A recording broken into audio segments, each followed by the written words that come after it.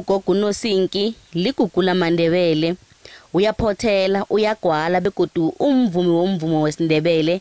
Kanti hlangana nezinye izinto ezihla zenzako kufundisa ilutsha umsebenzi wezandla ukwenzela ukuthi ikhono lingapheleli kuye nabo badlulisele kabanye. Sebakhona abantwana esele bangilandela, abanye sibafundisa ukugida, abanye sibafundisa ukuphothela, abanye sibafundisa ukugwala, uthi into ingagcini ngathi. Ilukuluka nalo ngesiNdebele ligcine limenza ukuthi avule ihlangano engalawulwa mbuso ebizwa ngenomhlekabo Craft Africa, lapho abuthelela khona wonke umhlobo wezinto zesikhethu njengamagwalo nakho konke okuphothelwako.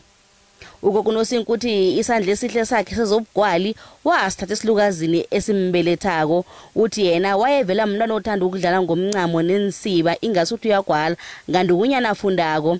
Kanti uthi enye into emkhuthaza ukuthi unesekelo elivele emndenini kunye nesitjhabeni. Ngisithanda kwabambala ukuthi angazi khani kwenza ukuthi nobaba nayo sithanda kangako nalo ngoba nayo ithanda isikhethu. Hayi ngathi sesiyafana.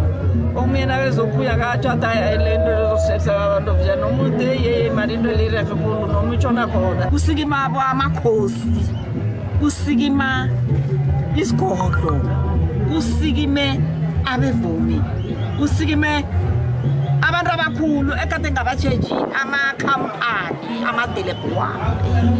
Yazi amakhampani ekade ngaqabanga ukuthi angazokufika namhlanje afikile lapha kwami.